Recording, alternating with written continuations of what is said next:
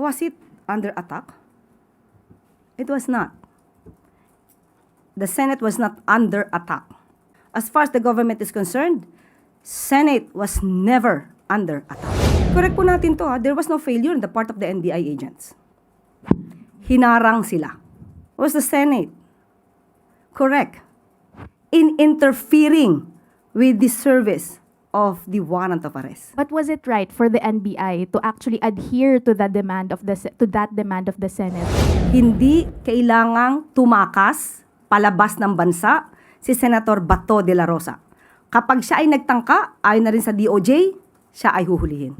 Ivy Reyes, Billionario. Hi, Yusek. Good morning. On serving Senator Bato his warrant, Attorney Nery Colmenares said the government can find Senator De La Rosa with all its intelligence fund. Kung gugustuhin daw po ng gobyerno, mahahanap naman po talaga si Senator Bato. Since the senator has now escaped twice, how is the administration utilizing its resources to hold the senator to account? So sinasabi po pa talaga natin na siya ay tumakas. Sa unang pagkakataon, nung nabanggit po ni Ombudsman Rimulya na may warrant of arrest, ito naman po ay hindi pa nasa sa publiko. So, hindi naman natin masasabing siya ay tumakas, kundi siya ay nagtatago lamang para siguro hindi siya maabot ng kamay ng batas. Sa pangalawang pagkakataon, maaari nating sabihin na siya talaga ay tumalilis dahil nabanggit na may warrant of arrest na inisyo ang ICC. Nakita naman po niyo kung paano magtrabaho ang ehekutibo. At siguro ang dapat lang mangyari dito ay wag natin pabayaan ang may mga masamang balak na paligtasin ang dapat na managot. And ma'am, the OSG also gave a strong worded comment that a sitting senator running away from the very courts that he's seeking relief from should be denied of his pleas. We understand Malacanang leaves all opinions to the courts, but doesn't the palace see a need for a stronger stance, especially now that this has reached international traction? Kitang-kita po natin kung ano mismo ang binanggit ng OSG. Nabanggit na sa ngayon ay tinuturing na isang pugante itong si Senator Bato de la Rosa. So, napakalaking mensahe po ito nang ibig sabihin tayo pong lahat ay dapat naging mapanuri kung ano dapat ang ipatupad na batas at kung sino ba dapat din ang makita natin na nagtotolerate sa paggawa ng hindi maganda, paggawa ng labag sa batas. Follow-up question mula kay Maricel Halili, TV5. Yusek, good morning. So how does the palace view those personalities like Senator Robin Padilla who allegedly helped Senator Bato to leave the Senate premise? Magkakaroon po ng pag-iimbestiga at nakita po rin natin ang mga namutawi sa bibig ni Senator Robin Padilla at that time na siya pa ay isang ordinaryong citizen. Na kapag sinabi niya na kapag kami nagsisilbing warrant of arrest ay dapat na sumuko. Pero bakit hindi natin nadidinig mismo kay Senator Robin Padilla ang ganong mga salita patungkol sa kanyang kaalyado na si Senator Bato de la Rosa? Meron bang ibang pagtingin? Meron bang tinititigan? At merong tinitignan lamang? So, kung sino dapat na managot dito, kung mayroong mga pagkukulang at may lumabag sa batas, mayroong nagtatakas o nagpapatakas, dapat lang din po tayo mga Pilipino ay maging mapanuri sa mga nagiging aksyon ng ating mga public servants. Kay Katrina Domingo, ABS-CBN. Ma'am, yung tanong ng marami ngayon, I would like to direct to the President, kung hindi ka pagalit, bakit? Kung hindi ka pagalit, bakit? Yes, with the What do you mean? performance of the arrest, because this is not the first time that the Philippines tried to serve an arrest warrant from the ICC. The public has been comparing the performance of former PNP Chief Torre compared to the failure of the NBI to serve the arrest warrant against De La Rosa. Bakit po hindi na-hold accountable kung sino mang ahensya yun pong nagkulang para maipatupad yung pagsaserve ng arrest warrant? I-correct po natin to, ha? There was no failure on the part of the NBI agents. Hinarang sila. But was it right for the NBI to succumb to the authority of the Senate na ilagay under, na ipahinto o ipahalt o isuspend yung pagsaserve ng arrest warrant while he is under protective custody? The question is, was the Senate correct in interfering with the service of the warrant of arrest. But was it right for the NBI to actually adhere to the demand of that demand of the Senate kung wala naman pong legal basis according to some analysts? Dito makikita nyo kung sino ang may respeto sa isang institusyon at sino ang hindi rumispeto sa batas. Sunod na tanong mula kay Hannah Sancho, DZAR. Hi, ma'am. Yung nangyari po sa Senate po, with all yung tawag ni Senator Amy, Senate siege, do we may reaction po ba yung Pangulo given na naging senador siya, kung mako-consider niya ba na desecration ng institution yung nangyari po? Senate siege. Was it under attack? It was not. The Senate was not under attack. You can see that from the news, not only from the statements of the NBI and PNP. It was only the statement made by Senator Alan Cayetano. So as far as we are concerned, as far as the government is concerned, Senate was never under attack. And this is also the position of the President po, Of ma'am. course. And another question po, kasi nagkaroon po ng change of leadership and I don't know kung makakaroon pa ulit today. Ano po ang reaction ng Pangulo po dun sa pagpapalit po, considering na ngayon na yung sisimula na yung impeachment trial po sa Senado? Ang papapalit ng liderato sa Senado ay kanila po yung aktibidad. So wala naman pong kinalaman ng Pangulo kung magpapalit sila ng liderato o hindi. So sa kanila po yan. Nasa Senado po yan. Sunod na tanong mula kay Rafi Ayeng, Daily Tribune. Hi, ma'am.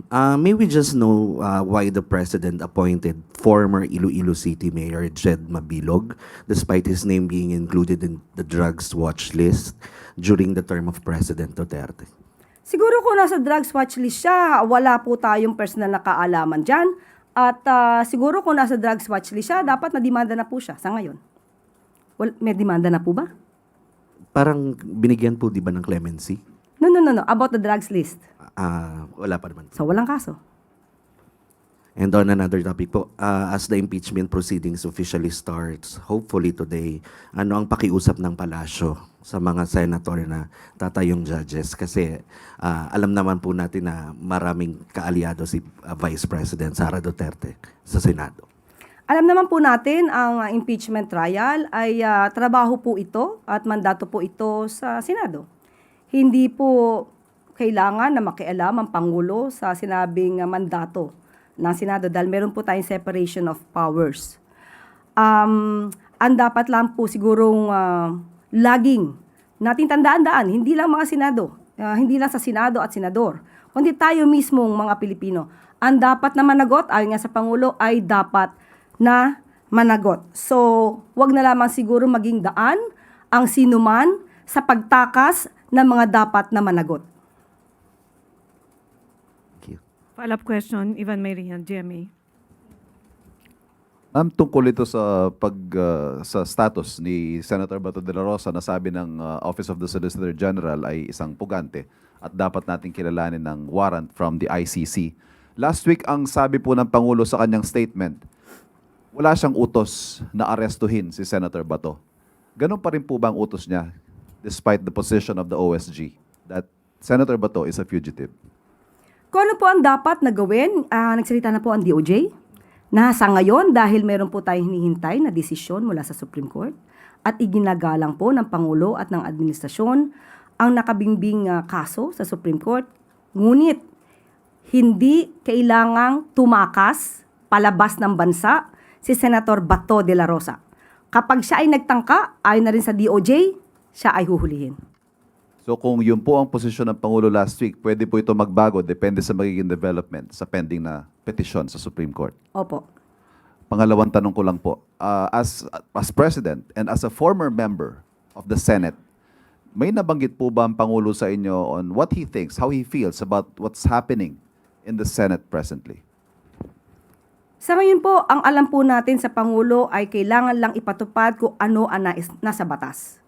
Hindi kailangan na ang bawat isa ay sariling pagyaman ang gawin. Hindi ang iilang interes ang dapat na pagyamanin, kundi dapat tumugon kung ano ang sinasabi ng konstitusyon, patupad kung ano ang sinasabi ng batas. Did you hear him express, I don't know, galit ho ba siya? Dismayado siya? Nalulungkot siya sa nangyayari sa Senado ngayon? Sa huling pangyayari, patungkol dun sa di umano na pagtakas at pagkawala kahit na may protective custody ang Senado, nakakadismaya naman talaga. Sinabi po yun ng Pangulo that he is disappointed with how Nung things are turning out. nung nagkaroon po ng meeting, inalam niya kung anong pangyayari at makikita mo sa itsura ng Pangulo at kung paano siya magtanong sa mga cabinet secretaries, nandun po yung disappointment. Hindi sa cabinet secretaries, kundi sa pangyayari sa Senado. Sunod na tanong mula kay Ace Romero, Philippine Star. Yusek, may we just get the President's thoughts on the Ombudsman's decision to suspend the Senate Sergeant at Arms over what happened to the Senate recently? Ang Ombudsman po ay isang independent body, so trabaho po yan ng Ombudsman. But sang-ayon ba kayo or ano ang thoughts nyo about this given that you've been saying dapat accountable yung dapat managot? Sang-ayon man o hindi sang-ayon ang administrasyon, sinabi po natin, ang ombudsman po ay isang independent body. So kung ano po ang kanilang magiging desisyon, yan po ay hindi panghihimasukan ng Pangulo. Salamat po. Sunod na tanong mula kay Raquel Bayan, Radyo Pilipinas.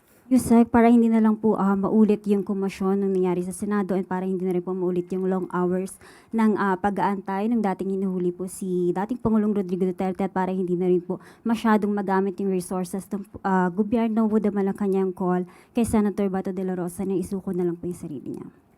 Mas maganda po na bilang dating PNP chief at alam naman po niya na may valid warrant of arrest na inisyong ICC.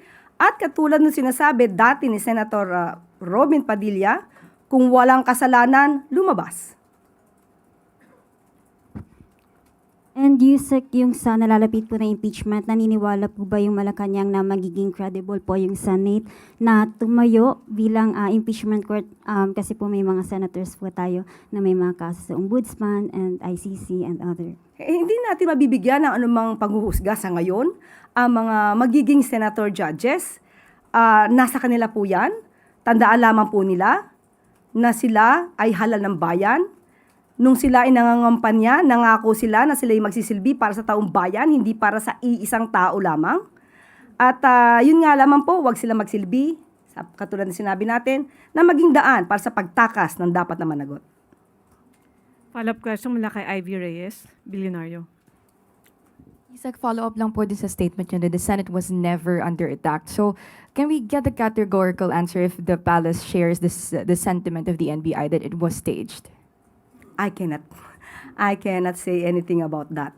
I cannot make a judgment if it is staged, orchestrated, planned. But you can assess that from the reports also made by some journalists, some reporters. So kayo na po mag-assess. Okay, wala nang tanong mula sa Malacanang Press Corps. Bako naman tayo sa regional media. Mula kay Daphne Santuyo ng Kagay News Magazine, with the latest development in the Senate, the escape of Senator Bato, the alleged involvement of Senator Robin Padilla and SP Alan Peter Cayetano, the refusal to receive suspension and CCTV subpoena, what will be the concrete measures which can be done by the Office of the President?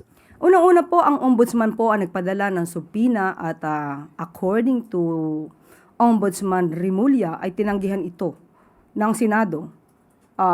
Malamang masasabi natin na ito ay issue na maaaring ang makakasagot lamang nito ay ang Senado. Kung kasama man at inamin naman pala ng OSAA na kasabay at magkasama si Senator Bato at si Senator Robin na lumabas nung madaling araw, nasa kanila na rin po yan dahil alam ng po nila kung ano ang dapat na ipatupad na batas. Pero of course, alam natin na sila ay gagamit ng mga technical terms, legal jargons, para ma-justify ang kanilang mga aksyon. But on the part of the government, nagsalita na po ang DOJ, igagalang po natin ang Supreme Court. at naniniwala pa rin po tayo na mayroong valid warrant of arrest. At kapag nagtangka si Senator Bato na lumabas ng bansa at siya ay nakita, siya ay aarestuhin.